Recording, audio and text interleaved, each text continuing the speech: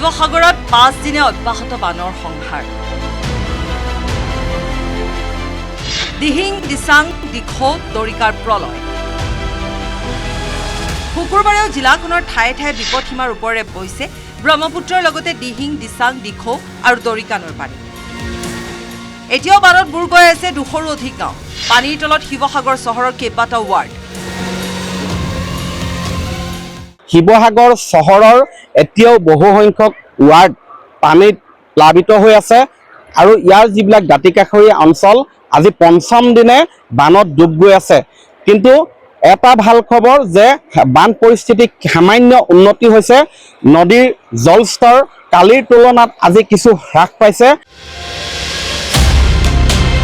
শিমলুগুৰিৰ শিলসাকু টিপমীয়া গাঁৱত দেখা গৈছে বান বিভীষিকাৰ এখন ভয়ংকৰ ছবি। বলিয়া বানে উটুৱাই নিলে তামোল গছত বান্ধি গেৰেজত থৈ দিয়া এঘৰৰ 4চকীয়া গাড়ী।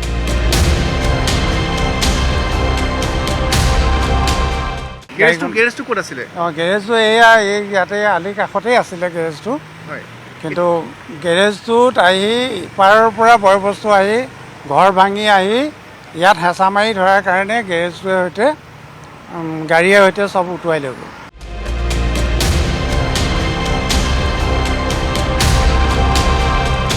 প্ৰলয়ংকাৰী বানৰ পৰা সাৰি নগ'ল এই ঘৰচীয়া হাতীজনীও।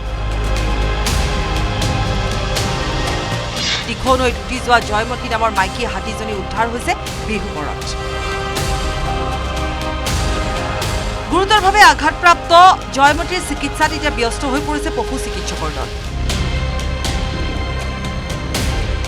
বিশালকায় হাতী উটুৱাই নিয়া বানত দুৰ্দশাৰ অন্ত নোহোৱা হৈছে পশুধনৰ।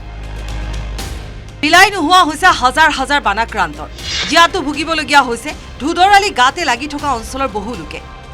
শিমলুগুৰিৰ লগতে নাজিৰা আৰু বিহুবৰত ক্ষতিগ্ৰস্ত হৈছে হাজাৰ হাজাৰ পৰিয়াল। ঘৰ দুৱাৰ এৰি ৰাজপথ ৰেলপথত আশ্ৰয় লৈছে বৰ্ণাঢ্যই। বানৰ সংহাৰত মৃত্যুমুখত পৰিছে জিলাখনৰ কেইবাজনো লোক। এতিয়াও নিখোজ হৈ আছে বহুজন। কহিমাৰ বতৰ বিজ্ঞান কেন্দ্ৰৰ সতৰ্কবাণীয়ে আতংকিত কৰি তুলিছে শিৱসাগৰবাসীক। বতৰ বিজ্ঞান কেন্দ্ৰৰ পূৰ্বানুমান মতে শুকুৰবাৰেও বৰষুণ দিবলৈ হ'লে ফেনে ফুটুকাৰে বাঢ়িব ব্ৰহ্মপুত্ৰৰ আটাইকেইখন উপনৈ।